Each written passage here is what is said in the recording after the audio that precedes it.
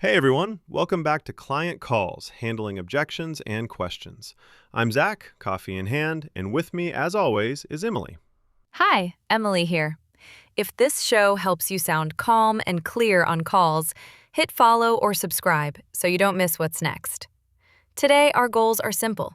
Stay calm, listen, respond. We like to say objections are opportunities.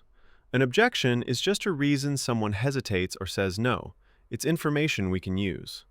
When we treat it that way, the pressure drops. Last month, I had a demo where the buyer opened with, "It's too expensive and we need results by Friday." I literally paused, took one breath, and said, "Help me understand your priority, timeline or scope?" When he said timeline, I followed with, "When you say too expensive, what range are you working with?" We trimmed features and proposed a 2-week pilot instead of a full rollout. That's what I mean by reframe, seeing the same problem from a more useful angle. The price objection became a scope decision. No discount, just clear trade-offs and a calm next step. Did you notice the small pause? That buys thinking time without sounding defensive. And clarify just means make something easy to understand. Speaking of pressure, I had a support ticket where the customer wrote in all caps, furious about a broken integration. I apologized once, then asked, "What exactly stopped working on your side?" That question surfaced the impact. 2 delayed invoices. I offered a workaround and a fix window.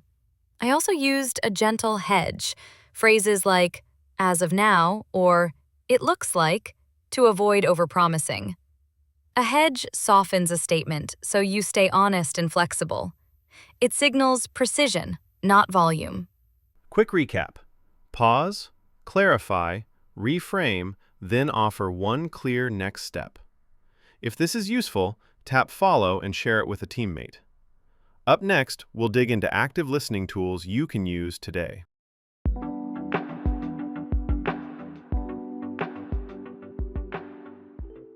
Let's dig into active listening, clarifying, paraphrasing, and probing. On real calls, these are like a seatbelt and steering wheel. Without them, I guess and crash. With them, I slow down, steer, and actually understand what matters. That reminds me of an onboarding call last week. The manager said, "The rollout felt slow."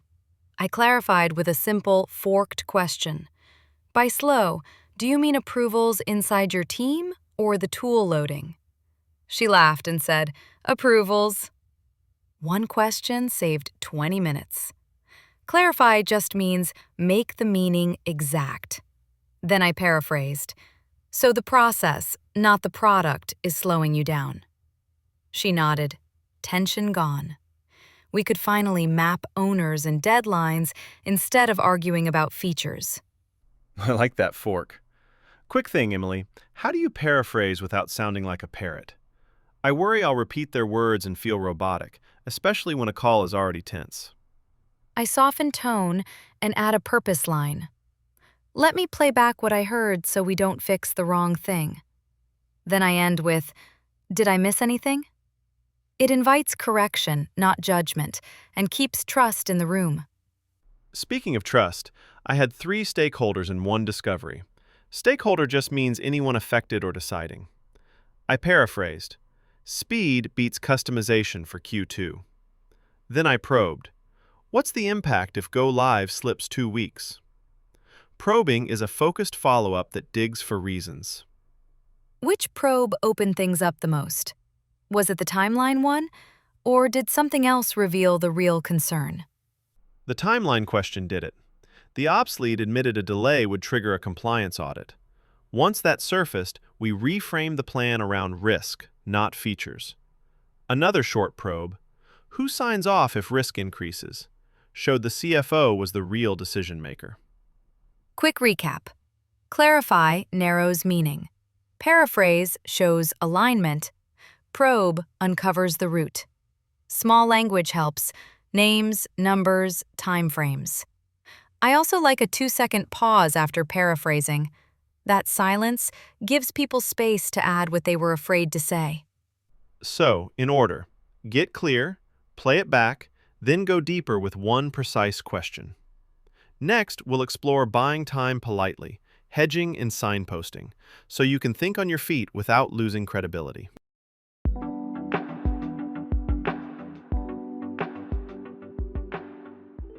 Speaking of going deeper, let's talk about buying time politely. Pauses, little hedges, and clear signposts turn pressure into space. I used to fill every second with noise. Now, I breathe, pause, and guide. I felt that yesterday. A procurement lead asked, "Can you match the competitor's price today?" I paused for 2 beats, then signposted. Short answer, maybe. Better answer, I'll check our constraints and come back in an hour. The tone softened immediately. Signposting just means giving a quick map of your thinking. On a panel last month, someone asked me, "How secure is your API?" Instead of rushing, I said, "I'll break this into 3 parts: certifications, current controls, and incident history." That one sentence bought 10 seconds to scan my notes, and it showed structure instead of bluffing. Hedging helps too. A hedge is a softener that keeps you accurate when facts aren't final. I told a client, "As of now, the pilot covers billing and reports. It looks like integrations will follow next quarter." Clear, careful, and honest. Little lines protect trust. I said, "From what I'm seeing, Monday is realistic. If anything changes, I'll flag it by noon." Flag just means warn early. That tiny hedge avoids overpromising while still moving things forward. How do you manage the silence, Zach? Do you count in your head, or do you have a phrase that buys time without sounding nervous? I count 1, 2 quietly. Then I use a signpost like, "Give me a second to connect the dots." It tells them I'm thinking, not stalling, and most people match my slower pace. My go-to patterns are simple. First, second, finally, or 2 options, A and B, or short answer now, deeper answer after review. When I say options, I'm pointing to paths we can choose together. Quick recap: pause to breathe, hedge to stay precise, and signpost to guide attention. Polite time buying isn't avoidance.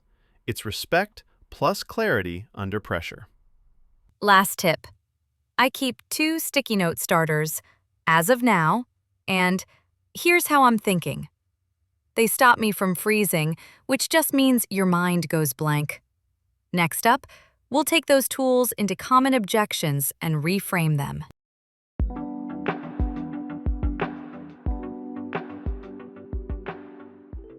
Let's unpack the big 4 objections: price, timeline, scope, and fit. I treat each one like a direction sign. Price becomes value, timeline becomes risk and sequencing, scope becomes priorities, and fit becomes clear criteria. When I reframe an objection, I'm not fighting it. I'm using it to steer the call. Quick story on price. A CFO told me, "Your platform is too expensive." I paused and asked, "What would it cost to keep today's error rate for 6 more months?" He gave a number that was bigger than our annual fee. I said, "Then this is an investment with payback." We agreed on a 30-day pilot with 2 metrics: fewer refunds and faster onboarding. Reframe just means seeing the same facts from a better angle. What happened after you shared those numbers? Did the energy on the call change, or did he still push for a discount? The mood relaxed. He didn't need a discount once value was concrete. We locked the pilot, set a review date, and tied go, no-go to the 2 metrics. No drama, just structure. Timeline is my regular puzzle. A client said, "We must go live this Friday." I asked, "What breaks if we launch in 2 weeks instead?" They admitted training and data migration weren't ready. I reframed it as a phased rollout. Critical path first, meaning tasks that unblock everything else, Then the nice-to-have features. Result? A calm launch and 0 fire drills. Scope shows up as, we want everything. I sketched 3 columns, must, should, could, and used a 2-sprint time box. A time box fixes the time and lets us fit the most valuable work inside it. That shift kept the budget intact and gave the team a feeling of ownership. Fit sounds soft, but it hides hard requirements. A prospect said, "Not a fit." I asked, "Which part? Process, tool, or people?" We discovered 2 non-negotiables, 24/7 support and SSO. I offered a bridge plan, temporary on-call coverage and SSO via a partner while our native feature ships. Bridge plan just means a safe, temporary path to the final solution. Quick wrap-up. Price to value and ROI. Timeline to risk and sequencing. Scope to priorities and time boxing. Fit to criteria and non-negotiables. Notice the pattern. Clarify, reframe, decide the next step. Speaking of next steps, let's move into handling tough questions and pushing back respectfully without losing trust.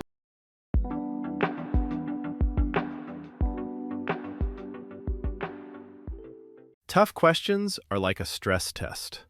When they ask, "Why are you more expensive?" or "Can you guarantee Friday?" the instinct is to defend. I try a slower move. Pause, show I heard them, then protect value with facts. Security is where I feel that most. A prospect asked, "Share your source code to prove security." I breathed, then said, "Short answer, no. Better answer, we follow standards, and here's the report." Boundary just means a clear line you don't cross. He respected the clarity. Price plus speed came up with a finance head. Match the competitor and add custom features this month. I clarified priorities, then pushed back. We can match price or deliver the custom work. Doing both hurts quality. A trade-off is choosing one benefit over another. When you say no like that, how do you keep it warm? Do you change your tone or add a reason first? Tone first, reason second. I use a steady pace. I want to help, and here's the constraint. Then I give 2 options with a why. I also avoid setting a precedent. Precedent means a decision that shapes future expectations. I had the harsh one. "Why should we trust you?" I reframed. "Sounds like you've been burned. What would rebuild trust fastest? References, a pilot, or a cancellation clause?" We added a 30-day exit. That's pushback with care. I won't do unlimited scope, but I'll reduce risk. Another tool is the turn. What's behind the concern? If the answer is fear, I offer safeguards. If it's uncertainty, I offer evidence. Sometimes I mirror a key word, guarantee, and wait. Mirroring is repeating one word so they explain more. 2 micro moments this week. I told one client, "I have to push back on Friday. Training isn't ready. Monday protects your rollout." Another call, I said, "Happy to discount if we remove 2 features." Calm voice, specific reason, one clear next step. Quick recap. Acknowledge, pause, state the boundary, offer 2 options, and explain the why. Respect plus clarity earns trust. Up next, we'll pressure test these moves in short role plays so you can hear them in messy, real scenarios.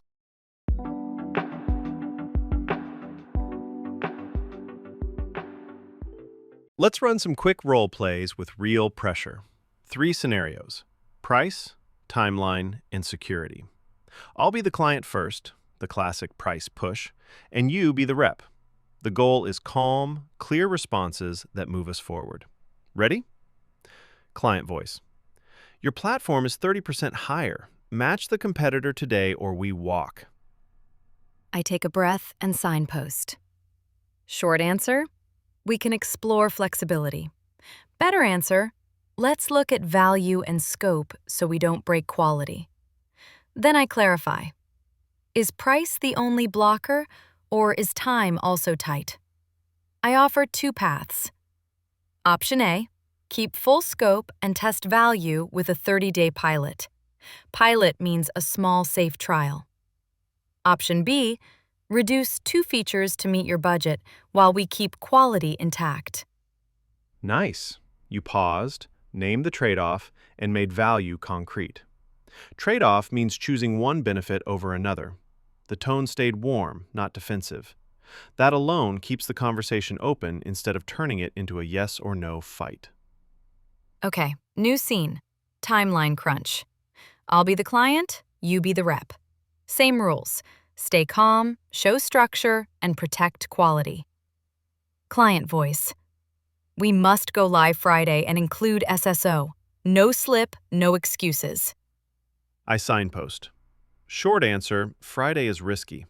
Better answer, here's a phased plan. Then I clarify impact.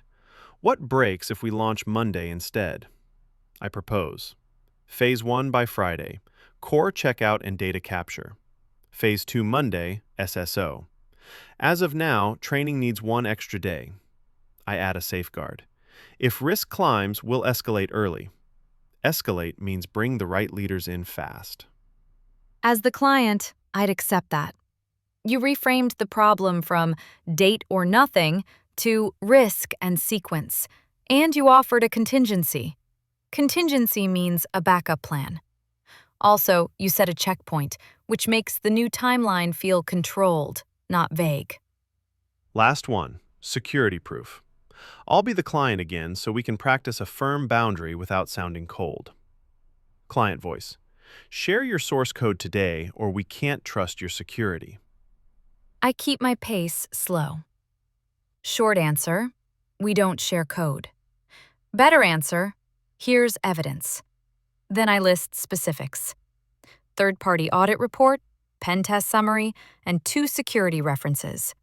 With an NDA, we can walk your team through our controls. If helpful, I'll schedule our security lead.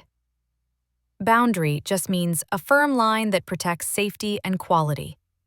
Next step. I'll send the report now and propose a security review on Thursday.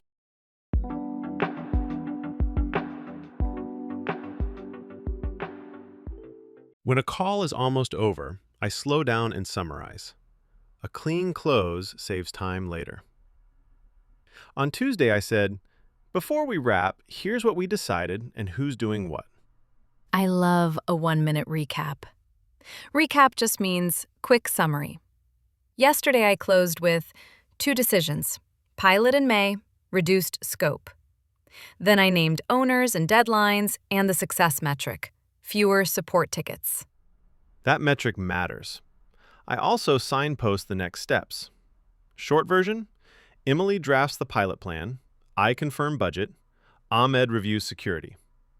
Then I add, full details in the follow-up note. My follow-up email has the same spine, decisions, next steps, and risks. I flag open questions and add ETA, estimated time of arrival, for each task. Clear subject lines help. Recap plus next steps. May pilot. What if a key stakeholder is missing? I do a soft close. We'll hold a tentative decision for Monday. Tentative means not final. Then I schedule a 15-minute checkpoint so momentum doesn't fade. I also use a gentle nudge. Nudge means a small reminder. I drop a calendar invite with the agenda, and in chat I write, shout if anything blocks you. Blocker is anything that stops progress. On a busy sales call, I ended with 3 bullets. Owner, Nina. Due, Friday. Outcome, test data imports succeed. Then I added an if-then. If imports fail, we roll back and meet at 4 p.m. Tone matters too. I slow my pace and smile a little. I'll say, thanks for the clear decisions. This makes delivery smoother. Appreciation keeps the door open if we need help later. Quick recap of the close. Summarize decisions, assign owners, set dates, highlight risks, and lock the next meeting. One clear email beats 5 confused threads. And follow through fast. I send the recap within 10 minutes and ask for a quick, "Looks good." Speaking of timing, our next part is the outro, with a few final habits to keep you calm.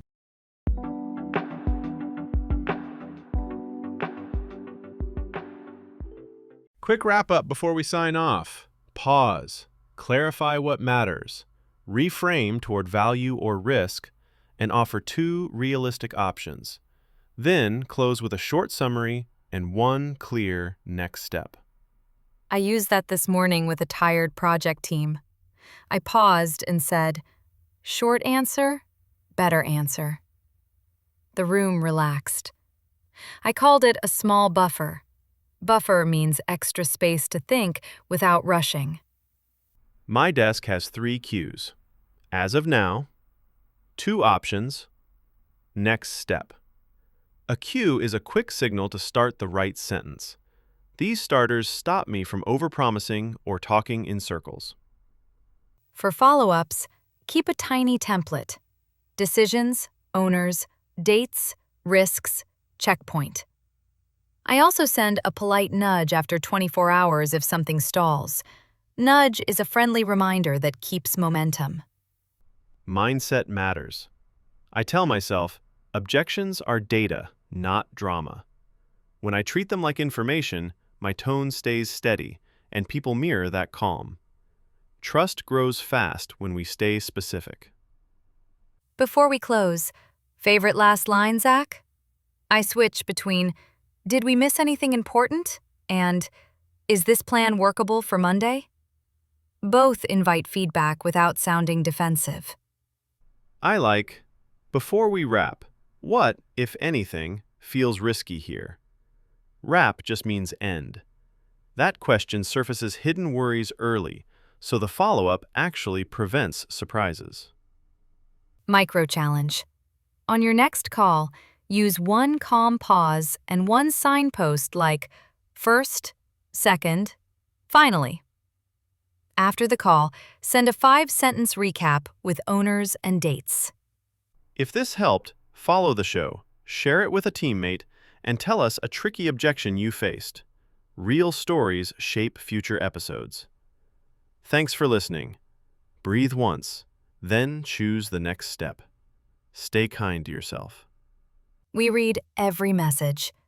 If you want a quick checklist, see the show notes. Pause, clarify, paraphrase, probe. Signpost, set boundaries, offer options, recap. Keep it on your screen until it feels natural.